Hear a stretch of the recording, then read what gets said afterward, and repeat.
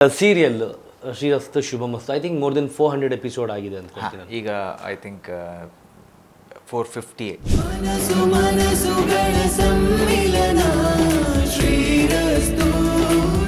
What are the reason to I mean okay ನಾನು ಬರ್ತೀನಿ ಅಂತ ಹೇಳಕ್ಕೆ ಏನಂತ ಸ್ಟ್ರಾಂಗ್ ರೀಸನ್ ಇತ್ತು ಸರ್ ಇದರಲ್ಲಿ?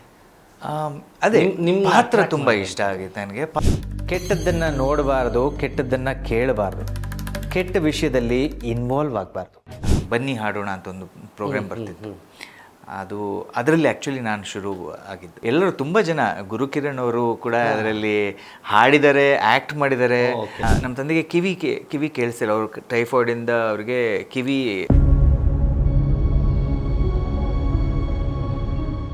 ಆ್ಯಂಡ್ ಸೀರಿಯಲಲ್ಲಿ ಮದುವೆ ಆಗಿರೋ ಅಷ್ಟು ದೊಡ್ಡ ಮಗ ಇದ್ದಾನೆ, ಬಟ್ ಐ ಹರ್ಡ್ ರಿಯಲ್ ಲೈಫಲ್ಲಿ ತುಂಬ ಚಿಕ್ಕ ಮಗ ಇದ್ದಾನೆ ಅಂತ.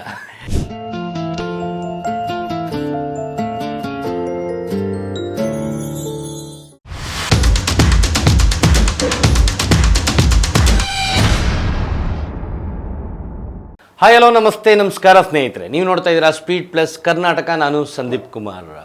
ಇವತ್ತು ನನ್ನ ಜೊತೆ ಒಬ್ಬರು ಸೀರಿಯಲ್ ಪ್ರಪಂಚದಲ್ಲಿ ಒಂದು ಸ್ಫುರದ್ರೂಪಿ ನಟ ಅಂತಲೇ ಕರಿಬೋದು. ಅವರ ಇಂಟರ್ವ್ಯೂ ಮಾಡಬೇಕು ಅಂತ ಅಂದಾಗ ಓಕೆ ನಾನು ಅವ್ರ ಬಗ್ಗೆ ಸರ್ಚ್ ಮಾಡ್ತಾ ಹೋದೆ. ಡೆಫಿನೆಟ್ಲಿ ಅವ್ರನ್ನ ನೋಡಿದಾಗ ನನಗೆ ಆ್ಯಕ್ಟರ್ ಅನ್ನೋಕ್ಕಿಂತ ಹೆಚ್ಚಾಗಿ ಯಾರೋ ಒಬ್ಬರು ಲೆಕ್ಚರರು ಇಲ್ಲ IT ಪ್ರೊಫೆಷನ್ ಕೆಲಸ ಮಾಡೋರು ತುಂಬ ಪ್ರೊಫೆಷನಲಾಗಿ ಕಾಣಿಸ್ತಾ ಇದ್ರು. ಸೊ ಇವಾಗ ಸ್ಟುಡಿಯೋದಲ್ಲಿ ನಂಗಿದ್ದಾರೆ. ಸೀರಿಯಲ್ ನೋಡೋ ಪ್ರತಿಯೊಬ್ಬರಿಗೂ ಇವರ ಪರಿಚಯ ಇರುತ್ತೆ, ಬಟ್ ಆದರೆ ನಿಮಗೆಲ್ಲರಿಗೂ ಗೊತ್ತಿಲ್ಲದಿರೋ ವಿಚಾರಗಳನ್ನ ನಿಮಗೆ ತಿಳಿಸ್ಕೊಡೋ ಒಂದು ಪ್ರಯತ್ನ ಈ ಕಾರ್ಯಕ್ರಮ. ಸೊ ನನ್ನ ಜೊತೆಗಿದ್ದಾರೆ ಅಜಿತ್ ಹಂಜೆ. ಹಾಯ್ ಸರ್, ಹೇಗಿದ್ದೀರಾ? ಕಾರ್ಯಕ್ರಮಕ್ಕೆ ಸ್ವಾಗತ. ನಮಸ್ಕಾರ. ಗೊತ್ತಿಲ್ಲ, ನಿಮ್ಮ ನೋಡಿದ ಕೂಡ ನನಗೆ ಆ ಭಾವನೆ ಬಂತು. ನನಗೆ ಯಾವುದೋ ಒಬ್ರು ಕಾಲೇಜ್ ಪ್ರೊಫೆಸರ್ ಇರ್ತಾರಲ್ಲ ಆ ರೀತಿ. Okay, may be your look ಆ ಥರ ಇದೆ ಅನ್ಸುತ್ತೆ ನಿಮ್ಮ ಒಂದು.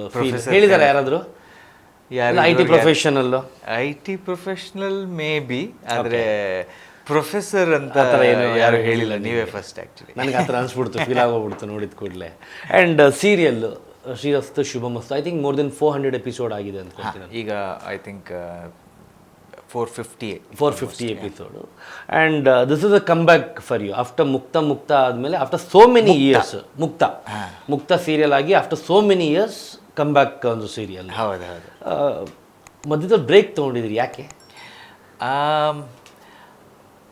ಸೀರಿಯಲ್ ನನಗೆ ಅಂದರೆ ಬೇರೆ ಬೇರೆ ಇಚ್ಛೆಗಳಿತ್ತು. ನಾನಂದರೆ ಒಂದು ಫಿಲ್ಮ್ ಮೇಕಿಂಗಲ್ಲಿ ಕೋರ್ಸ್ ಮಾಡೋದಕ್ಕಿಂತ, ಒಂದು ಶಾರ್ಟ್ ಕೋರ್ಸ್ ಮಾಡೋದಕ್ಕಿಂತ ನ್ಯೂಯಾರ್ಕ್ ಹೋಗಿದ್ದೆ.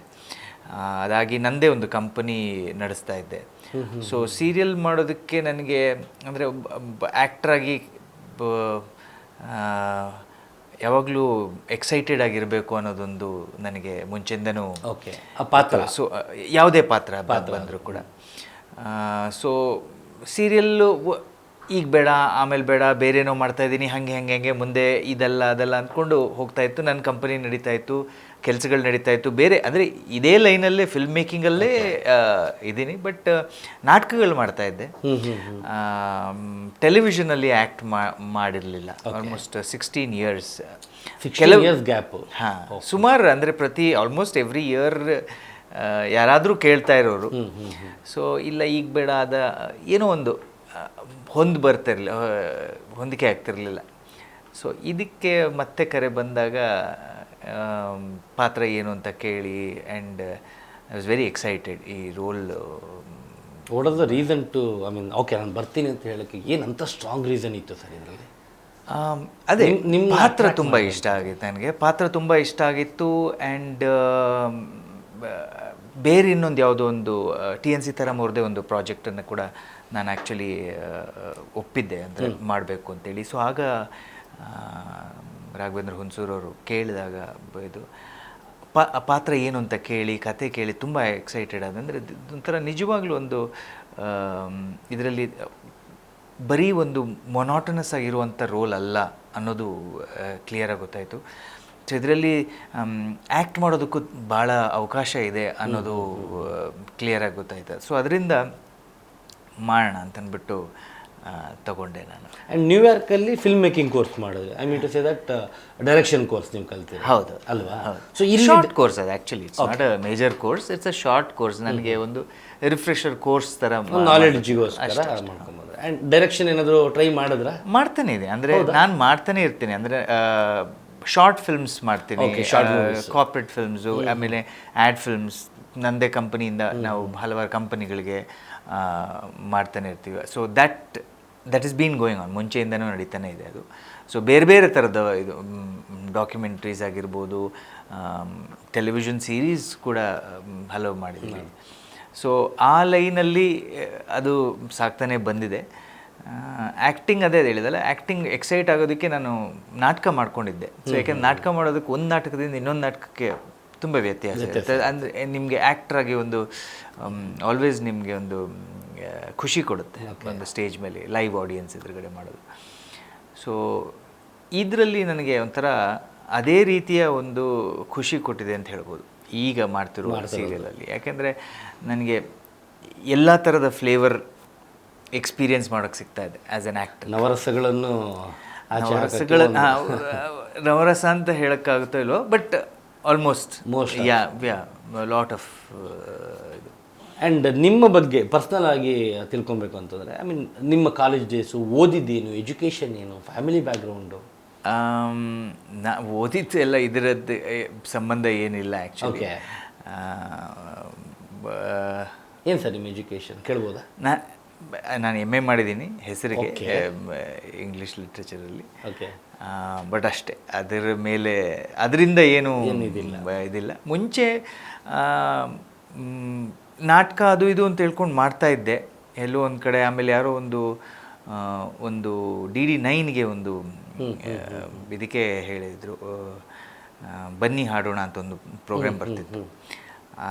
ಅದರಲ್ಲಿ ಆ್ಯಕ್ಚುಲಿ ನಾನು ಶುರು ಆಗಿದ್ದು ಸಿಂಗರ್. ಇಲ್ಲ ಅದರಲ್ಲಿ ಅದು ಹಾಡುಗಳದು ಓಂ ಶ್ರೀ ವಿಡಿಯೋ ಅಂತ HMK ಮೂರ್ತಿಯವರು, ಅವರ ಮಗ ರಾಜೇಶ್ ಮೂರ್ತಿಯವರು ಆ ಒಂದು DDಗೆ ಮಾಡ್ತಿದ್ರು. ಸೊ ಆಗ ಅದನ್ನು ಪ್ರತಿಯೊಂದು ಒಂದೊಂದು ಹಾಡುಗಳದು ಒಂಥರ ಇಂಗ್ಲೀಷ್ ಸೌಂಡ್ ಟ್ರ್ಯಾಕ್ಸ್ ಇರ್ತಾಯಿತ್ತು, ಬಟ್ ಕನ್ನಡ ಹಾಡುಗಳದು. ಆ ಹಾಡುಗಳಿಗೆ ಮ್ಯೂಸಿಕ್ ವಿಡಿಯೋಸ್ ಮಾಡ್ತಾಯಿದ್ರು. ಸೊ ಅಲ್ಲಿಂದ ಶುರುವಾಗಿದ್ದೆ ಆ್ಯಕ್ಚುಲಿ. ಅಲ್ಲಿಂದರೆ ಎಲ್ಲರೂ ತುಂಬ ಜನ, ಗುರುಕಿರಣ್ ಅವರು ಕೂಡ ಅದರಲ್ಲಿ ಹಾಡಿದ್ದಾರೆ, ಆ್ಯಕ್ಟ್ ಮಾಡಿದ್ದಾರೆ. ತುಂಬ ಜನ ಆ್ಯಕ್ಚುಲಿ ನನ್ನ ಮೊದಲ ಟೆಲಿಫಿಲ್ಮ್ ಗುರುಕಿರಣ್ ಅವ್ರ ಜೊತೆಗೆ ಆ್ಯಕ್ಚುಲಿ. ನಾನು ಅವರು ಜೊತೆಗೆ ಆ್ಯಕ್ಟ್ ಮಾಡಿದ್ದು. ಅಂದರೆ ಅವರು ಆ್ಯಂಟಿ ಹೀರೋ, ನಾನು ಆ ಥರ ಒಂದು ರೋಲ್. ಅಂದರೆ ಅದನ್ನು ನಾವು ಕೊಡೈಕೆನಾಲಲ್ಲಿ ಹೋಗಿ ಶೂಟ್ ಮಾಡಿದ್ವಿ. ಅಂದರೆ ಸಣ್ಣ ರೀತಿಯದು ಒಂದು ಘಟನೆ ಅಂತ ಹೇಳ್ಕೊಂಡು ಒಂದು incident based. It was 40 minute telefilm actually. But ನಿಮ್ಮ ಕಾಲೇಜ್ ಡೇಸಲ್ಲೇ ಇತ್ತು ನಿಮಗೆ you wanted to be actor ಅನ್ನೋದು? ಇಲ್ಲ, ಆ್ಯಕ್ಟರ್ ಅಂದರೆ ಆ್ಯಕ್ಟರ್ ಆಗಿ ಪ್ರೊಫೆಷನಾಗಿ ತೊಗೋಬೇಕು ಅನ್ನೋದು ಇರಲಿಲ್ಲ. ಅಂದರೆ ಹವ್ಯಾಸಿ, ನನಗೆ ಒಂದು ಇಂಟ್ರೆಸ್ಟ್ ಮಾಡಬೇಕು ಅನ್ನೋದು ಎಲ್ಲ ರೀತಿಯಲ್ಲಿ ಹಾಬೀಸ್ ಆ ಥರದ್ದೇ ಹಾಗೆ ಬೆಳೆಸ್ಕೊಂಡು ಬಂದಿದ್ದು. ಎಲ್ಲೋ ಒಂದು ಕಡೆ ಒಂದರಿಂದ ಒಂದು ಯಾರ್ಯಾರೋ ಮಾಡ್ಬೋದು, ಮಾಡಲಿಂಗ್ ಟ್ರೈ ಮಾಡ್ಬೋದು, ಆ್ಯಕ್ಟಿಂಗ್ ಟ್ರೈ ಮಾಡ್ಬೋದು, ಇದು ಮಾಡ್ಬೋದು ಅಂತ ಹೇಳಿದಾಗ ಎಲ್ಲೋ ಒಂದು ಕಡೆ ಸಣ್ಣ ಪುಟ್ಟ ಚಾನ್ಸ್ ಸಿಕ್ತು. ಅದೇ ಲೈನಲ್ಲಿ ಹೋಗೋಕ್ಕೆ ಒಂದು ಅವಕಾಶ ಆಯಿತು. ಬೇರೆ ಏನಾದರೂ ಆಂಬಿಷನ್ಸ್ ಇತ್ತಾ ಸರ್ ಕಾಲೇಜಲ್ಲಿ ಇರಬೇಕಾದ್ರೆ? ನಾರ್ಮಲಾಗಿ ಯೂಶ್ವಲ್ ಆಗಿರುತ್ತೆ, ನಾನು ಹಾಗಾಗಬೇಕು ಹೀಗಾಗಿ ಕಾಲೇಜಲ್ಲಿ ಓದೋ ಪ್ರತಿಯೊಬ್ಬರಿಗೂ ಇರುತ್ತೆ. ಆ ಥರ ಏನಾದರೂ? ಅಂದರೆ ಎಂಟರ್ಟೈನ್ಮೆಂಟ್ ಲೈನಲ್ಲಿ ಹೋಗಬೇಕು ಅನ್ನೋದೇನೋ ಒಂದು ಥರದ ಯೋಚನೆ ಇತ್ತು. ರೀಸನ್ ಏನು? ಒಂದು ಫ್ಯಾಮಿಲಿ ಕಡೆಯಿಂದ ಯಾರಾದರೂ ಇದ್ದಾರಾ ಈ ಫೀಲ್ಡಲ್ಲಿ, ಅಥವಾ ಇನ್ಸ್ಪೈರ್ ಅಂತಲ್ಲ, ಇಂಟ್ರೆಸ್ಟ್ ಇತ್ತು. ಅಂದರೆ ನಮ್ಮ ತಂದೆ ನಾಟಕ ಮಾಡ್ತಿದ್ರು ಆ್ಯಕ್ಚುಲಿ. ಅವರು ಅಂದರೆ ತುಂಬ ಸಣ್ಣದಿರ್ಬೇಕಾದ್ರೆ, ಅಂದರೆ ಅವರು ಮದುವೆಗೆ ಮುಂಚೆ ಎಲ್ಲ ಅಲ್ಲೆಲ್ಲ ಮಂಗಳೂರಲ್ಲಿ ಇದ್ದಾಗ ಅವರು ಒಂದು ಫ್ಯಾನ್ಸಿ ಡ್ರೆಸ್ ಅಂತೆಲ್ಲ ಮಾಡ್ತಾರೆ. ಅವ್ರು ಈಗಲೂ ಆ ಫೋಟೋಸ್ ಎಲ್ಲ ಇದೆ. ನಮ್ಮ ತಂದೆ ಅಂತ ನಮಗೆ ಗುರ್ತು ಹಿಡಿಯೋದು ಕಷ್ಟ ಆಗೋದು ಆ ರೀತಿಯಲ್ಲಿ ಅವರು ಆ ಪಾತ್ರಕ್ಕೆ ಹೊಂದುತ್ತಾ ಇದ್ದರು.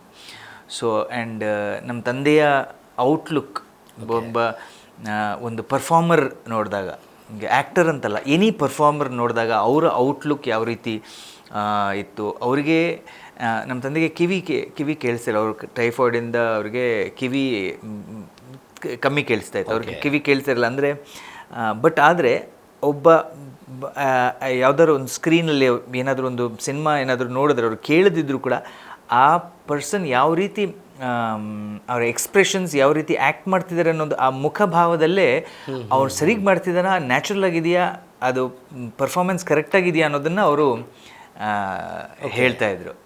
ಅಂದರೆ ಅದು ಸರಿ ನಮಗೂ ಗೊತ್ತಾಗ್ತಿತ್ತು, ಯಾಕಂದರೆ ಯಾರು ಒಳ್ಳೆ ಆ್ಯಕ್ಟರ್ ಅನ್ನೋದನ್ನು ಅವ್ರು ಬೇಕಿದ್ರೆ ಸುಮ್ಮನೆ ಮುಖಭಾವದಲ್ಲೇ ಅವ್ರಿಗೆ ಗೊತ್ತಾಗ್ತದೆ ಅವ್ರು ಸರಿಗೆ ಮಾಡ್ತಿದ್ದಾರಾ ಇಲ್ವಾ ಅನ್ನೋದನ್ನು.